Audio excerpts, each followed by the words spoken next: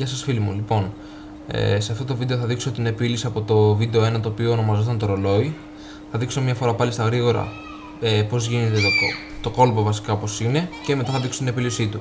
Όπως είχαμε πει, φτιάχνουμε ένα ρολόι το οποίο είναι 1 η ώρα, 2 η ώρα, 3, 4, 5, 6, 7, 8, 9, 10, 11 και 12.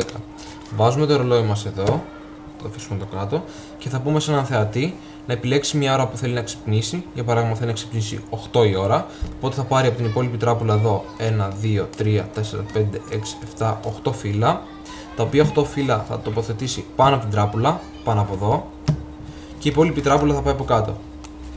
Εμείς υποτίθεται τώρα θα έχουμε βγει μέσα στο δωμάτιο, δεν θα υπάρχουμε εδώ, και μόλις τελειώσει θα το πούμε να μας πει να περάσουμε μέσα. Αφού περάσουμε μέσα, βγάζουμε τα φύλλα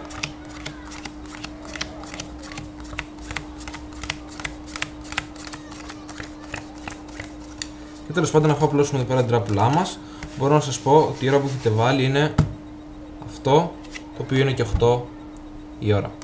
Πάμε τώρα να δούμε όμως πώς γίνεται αυτό το κόλπο, γιατί πολλά άτομα είπαν πάρα πολλές ιδέες, κανένας όμως δεν το κατάφερε να το βρει.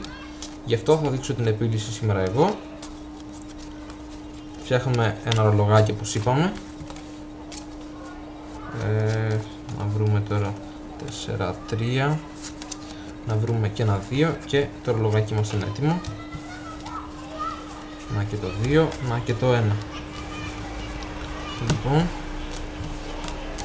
αρχικά η τράπουλα δεν χρειάζεται κάποιο φτιάξιμο από την αρχή, ούτε μετά. Το μόνο που έχουμε να κάνουμε είναι να φτιάξουμε μπροστά μάτια του θεατή μας το ρολογάκι. Την τράπουλα μπορεί την υπόλοιπη να την ανακατέψει, να την κάνει τι θέλει. Θα την ανακατέψω και εγώ να δείτε. Δεν παίζει κάποιο ρόλο.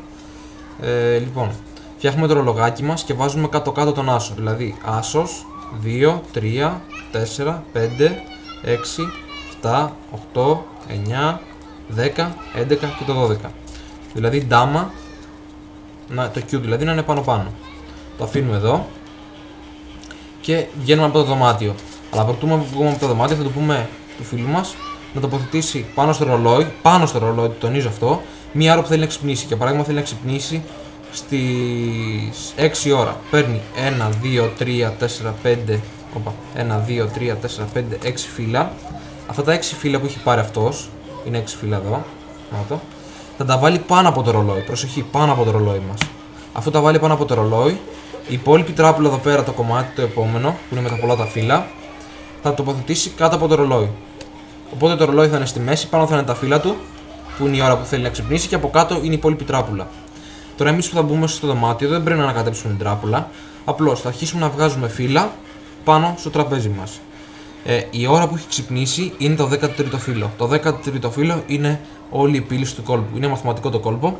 Πάμε να δούμε τώρα ότι όντως έτσι είναι. Βγάζουμε δηλαδή τα φύλλα και μετράμε από μέσα μας το 13ο φύλλο. 1, 2, 3, 4, 5, 6, 7, 8, 9, 10, 11, 12, 13. Τώρα το 13ο φύλλο, προκειμένου να μην το μπλέξουμε, το βάζουμε κάπως περίεργα. Δηλαδή το στρίβουμε ή το βάζουμε λίγο πιο έξω. Εγώ συνήθως το βάζω κάπως πιο έξω. Το αφήνουμε έτσι για παράδειγμα. Πλακώνουμε τα φύλλα εδώ πέρα.